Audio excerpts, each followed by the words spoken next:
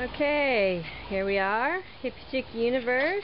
It is July 5th, 2009, and these are the remaining Cornish hens. The roosters, -1, have been butchered. And here's lucky number 13 right here. He's the remaining fellow. He's quite calm. Doesn't get too excited about much. And the girls, as you can see, are very curious little creatures. Here's a pretty one. They just are so beautiful. They're feathering out. And some of these girls aren't going to be too far from laying. The reason I didn't butcher any of these girls is, one, Lucky 13, the rooster, and one of the hens is going to go and live down the street with some neighbors. And two, they're much smaller than the boys and need some growing out. But depending on how they do, I may just hang on to a number of them. I don't have another group of meat chickens coming anytime soon. I'm not in any rush. I've got plenty.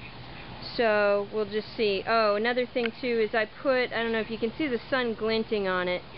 I put some bird netting up on the top there because these babies can really take flight, and we don't want that.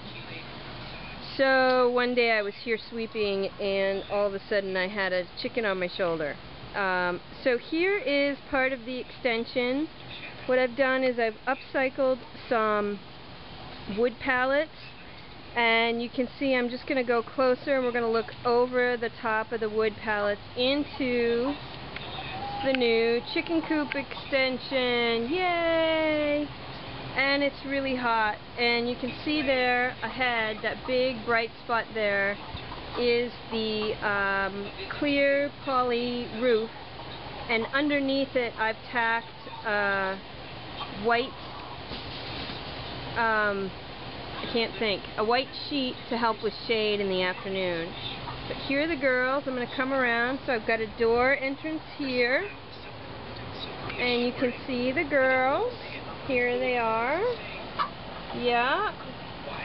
So these girls used to live in the metal shed, and now they're living here, and what they're doing is, this is a whole series of nests, and they're scooting underneath the nest because it's the coolest, shadiest spot during the day. And it's actually a perfect little area for them, but you can see just how big this coop is now. It's fantastic. Hopefully the sun won't be coming in our eyes. So what I've done, essentially, here you can see the girls here. This is another door. And there's the nests. And here they are. Hey, pretty ladies. And these ladies should start laying any time. They're about 18 weeks old now. So usually between 20-24 weeks they'll start laying. So if you look at their combs and their wattles, here we got a couple of Australorps coming up to check things out. Hi, girls. Yeah, their combs are nice and pink. When they're younger, they're more sort of flesh tone. So and this is a brown leghorn right here. As they get older, the combs and the wattles get darker red in tone. And the brown leghorns have the white bit behind their ear there. And they will lay white eggs. If I just sit here for a little bit. So here's my third Australorp. I have 3 Australorp sisters right here. And I have 3 brown leghorn sisters. There's another one. There's another one right over here being shy. And then I have two more silver lace wyandottes. There's one here and there's one, if you can see, way in the corner. She's just hiding out, trying to stay cool. But these girls I raised from baby chicks long time ago. Actually, there is, I'll probably peck my finger.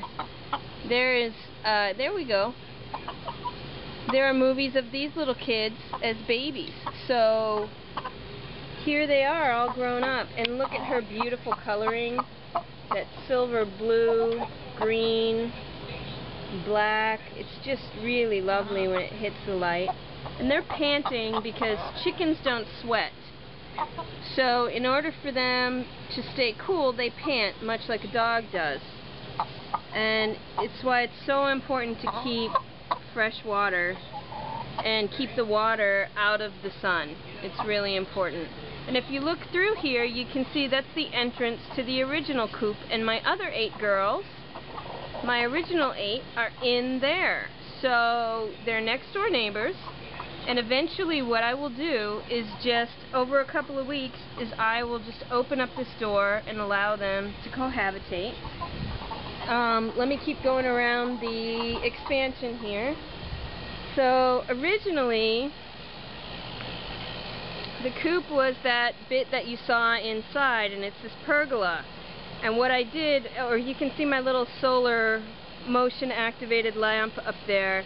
What I did is I extended the roof down, and again I upcycled wood pallets here and made a run. So it's a wood pallet with a door here. I'm going to come around. I think the sun's going to be right in our eyes.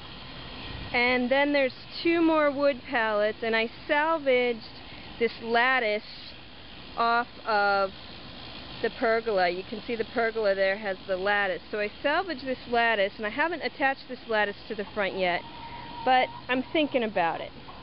And so then the roofing just continues down as it was. I built a frame of the roofing, and I'm using this clear poly Tuftex, I guess it's what it's called, polycarb building panel. And if you look under here, you can see that I've just got a sheet stapled in there, and the girls are very curious. And so here is the original run on the half of the coop where my first set of girls are. And let me get in the shade here so we can get a decent view. So you can see that with the extended run, the new run, with the new roof and the wood pallet, it's much bigger. So eventually what I will do is I will put all the girls in the new side, take this run apart, extend it like this run, and then we'll have a huge open space for the ladies. Okay, so if I keep coming around, you can see right behind me is where the bees are. And the bees are doing good. They're out right now flying. They're flying quite a bit. And that's a good sign. Really good sign. So here's another set of bees here. They're more in the shade right at this moment. Yeah. And then we just come right around, and we've got Bunny. He's right here, and what I do for Bunny is I freeze gallon jugs of water, and then I give it to him during the day because rabbits have a real hard time with heat. And he does much better when he has something cool to lie next to. And with the temperatures that we've been having, he's getting about 2 of those bottles a day. Now here's the shed where those girls used to stay, and another upcycled wood pallet run. I find the wood pallets an excellent resource. I try to collect a number of them that are all of the same size. This is an air conditioner that I had for the garage because we've had a couple of days. I don't always turn it on. Like right now I've just got this big fan.